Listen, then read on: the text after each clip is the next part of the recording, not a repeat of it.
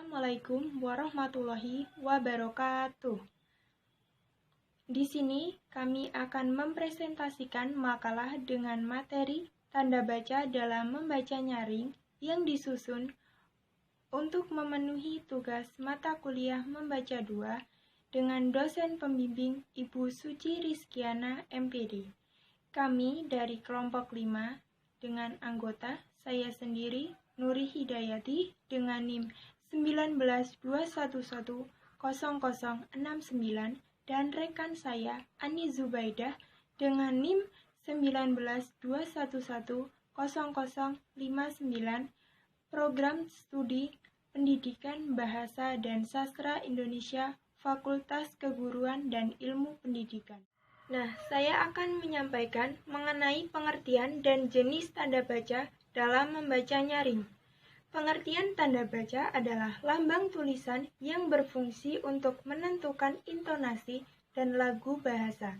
Tanda baca digunakan dalam bahasa tulis maupun bahasa lisan.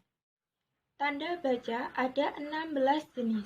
Yang pertama, tanda titik, tanda koma, tanda titik koma, tanda titik 2, tanda hubung, tanda pisah, tanda elipsis, tanda tanya, tanda seru, tanda kurung siku, tanda petik 2, tanda petik 1, tanda hubung, tanda garis miring, dan tanda penyingkat. Kemudian yang selanjutnya adalah fungsi tanda baca. Yang pertama adalah tanda titik. Fungsi tanda titik diantaranya adalah menandai kalimat sudah berakhir, kemudian dipakai pada kalimat yang bukan pernyataan atau seruan, digunakan pada singkatan nama, gelar atau jabatan, digunakan untuk memisahkan ribuan, jutaan, dan seterusnya, kemudian digunakan singkatan, lambang kimia, satuan ukur, tekanan, timbangan, dan mata uang. Kemudian yang selanjutnya adalah tanda koma. Tanda koma dalam membaca nyaring berfungsi untuk menentukan intonasi meninggi atau naik dan berhenti sebentar. Kemudian yang ketiga adalah tanda titik koma.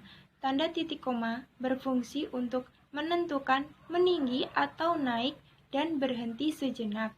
Kemudian yang kedua adalah memisahkan bagian-bagian kalimat yang sejenis dan setara. Dan yang ketiga adalah memisahkan kalimat yang setara di dalam suatu kalimat majemuk sebagai pengganti kalimat penghubung.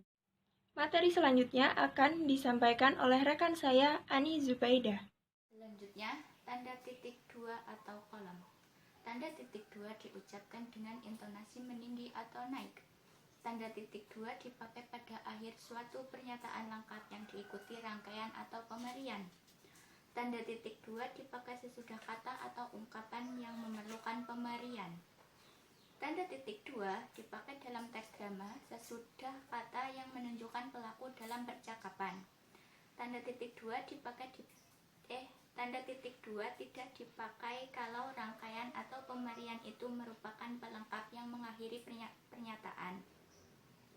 Tanda titik 2 juga dipakai di antara jilid atau nomor pada halaman, di antara bab atau ayat dalam kitab-kitab suci, dan di antara judul dan anak judul dalam suatu karangan. Tanda hubung. Dalam membaca nyaring, tanda hubung berfungsi untuk melanjutkan pembacaan kata atau frasa yang terpisah karena pergantian baris dalam bentuk kata ulang, satuan frasa, suku kata, dan untuk memperjelas arti. Tanda pisah. Dalam membaca nyaring, tanda pisah berfungsi untuk berhenti sebentar dan pembacaan akhir kata sesudah tanda pisah berintonasi menaik. Tanda elipsis. Tanda elipsis menggambarkan kalimat yang terputus-putus. Tanda elipsis menunjukkan bahwa dalam suatu petikan ada bagian yang dihilangkan. Tanda tanya. Dalam membaca nyaring, bagian akhir kalimat tanya intonasinya naik dan terdapat kesenyapan. Tanda tanya dipakai akhir kalimat tanya. Tanda tanya dipakai di antara tanda kurung untuk menyatakan bagian kalimat yang disangsikan atau kurang dapat dibuktikan kebenarannya. Tanda seru. Tanda seru dipakai sesudah ungkapan atau pernyataan yang berupa seruan atau perintah. Tanda kurung. Tanda kurung mengapit tambahan keterangan atau penjelasan. Tanda kurung juga mengapit keterangan atau penjelasan yang bukan bagian integral pokok pembicaraan. Tanda kurung siku. Tanda kurung siku mengapit huruf, kata, atau kelompok kata sebagai koreksi atau tambahan pada kalimat yang ditulis orang lain. Tanda kurung siku mengapit keterangan dalam kalimat penjelasan yang sudah bertanda kurung. Tanda petik 2. Tanda petik 2 dipakai untuk mengapit petikan langsung yang berasal dari pembicara, naskah, atau bahkan tertulis lain. Tanda petik 2 mengapit judul syair, karangan, dan bab buku apabila dipakai dalam kalimat. Tanda petik 2 mengapit istilah ilmiah yang masih kurang dikenal atau kata yang mempunyai arti khusus. Tanda petik 2 penutup mengikuti tanda baca yang mengakhiri petikan langsung. Tanda petik 2 dipakai untuk menandai ungkapan atau bagian kalimat yang tidak mengandung arti yang sebenarnya. Tunggal. Tanda petik tunggal mengapit petikan yang tersusun dalam petikan lain. Tanda petik tunggal mengapit terjemahan atau penjelas kata atau ungkapan asing. Tanda ulang. Tanda ulang dipakai dalam tulisan cepat atau notula dan menyatakan pengulangan kata dasar. Tanda garis miring. Tanda garis miring dipakai dalam penomoran kode surat.